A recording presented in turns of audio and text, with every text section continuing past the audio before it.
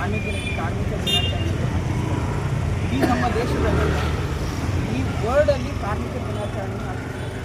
ಇವತ್ತು ಕಾರ್ಮಿಕರು ಪ್ರತಿ ದೇಶದಲ್ಲಿ ಕೂಲಿ ಕಾರ್ಮಿಕನಾಗಿ, ರೈತನಾಗಿ, ಒಬ್ಬ ಸಾಫ್ಟ್ವೇರ್ ಉದ್ಯಮಿಯಾಗಿ ಸಾಫ್ಟ್ವೇರ್ ಕೆಲಸ ಮಾಡ್ಕೊತ ದಿನ ರಾತ್ರಿ ಅನಿಸದೆ ಒಂದು ಕಂಪನಿನ ಉದ್ಧಾರ ಮಾಡ್ತಾರೆ.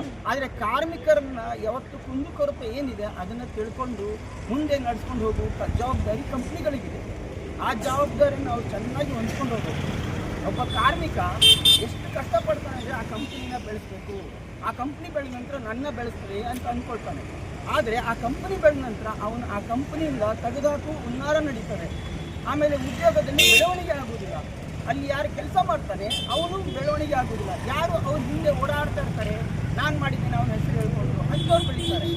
ಈ ಕಾರ್ಮಿಕರು ಪ್ರತಿಯೊಬ್ಬರು ಅಂದರೆ ರೈತರಿರ್ಬೋದು, ಸಾಫ್ಟ್ವೇರ್ ಕಂಪ್ನಿಯಲ್ಲಿರ್ಬೋದು, ಬೇರೆ ಬೇರೆ ಕಂಪ್ನಿಯಲ್ಲಿರ್ಬೋದು, ಅಥವಾ ಒಂದು ರಸ್ತೆ ಕಾಮಗಾರಿ ಇರ್ಬೋದು, ಒಂದು ಕಂಪ್ನಿ ಬೆಳೆಸೋದ್ರಲ್ಲಿರ್ಬೋದು, ಬಿಲ್ಡಿಂಗ್ ಬೆಳೆಸೋದ್ರಲ್ಲಿರ್ಬೋದು, ಪ್ರತಿಯೊಂದು ಕೆಲಸದಲ್ಲೂ ಒಬ್ಬ ಕಾರ್ಮಿಕ ಕೆಲಸ ಮಾಡಿದ್ರೆ ಒಂದು ಮನೆ ಕಟ್ಟಕ್ಕಾಗೋದು, ಒಂದು ಕಂಪ್ನಿ ಕಟ್ಟಕ್ಕಾಗೋದು, ಒಂದು ರೋಡ್ ಕಟ್ಟಕ್ಕಾಗೋದು. ಇವತ್ತು ಕಾರ್ಮಿಕರನ್ನು ಕಡೆಗಣಿಸಲಿಕ್ಕಾಗ್ತದೆ.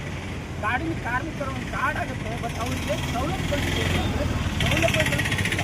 ಇವತ್ತು ಆ ಸೌಲಭ್ಯಗಳು ಬರೀ ರಾಜಕೀಯ ವ್ಯಕ್ತಿಗಳು ತಮ್ಮ ವೈಯಕ್ತಿಕ ಹಿತಾಸಕ್ತಿಗಾಗಿ ಪಡ್ಕೊಂಡ್ಬಿಡ್ತಾರೆ. ಅವ್ರ ಹೆಸರಲ್ಲಿ ದುಡ್ಡು ಮಾಡ್ತಾರೆ. ಆದರೆ ಕಾರ್ಮಿಕರನ್ನು ಕಡೆಗಣಿಸಬಾರ್ದು. ಇನ್ನು ಮುಂದೆ ಎಲ್ಲ ಕಾರ್ಮಿಕರಿಗೆ ಜಾಗೃತರಾಗಿ ತಾವು ಮಾಡೋ ಕೆಲಸದಲ್ಲಿ ಏನೇನು ಅರ್ಹತೆ ಇದೆ, ಏನೇನು ಸಿಗ್ತದೆ ಅಂತ ಅಷ್ಟು ತಿಳ್ಕೋಬೇಕು. ಕಾರ್ಮಿಕರ ದಿನಾಚರಣೆಗೆ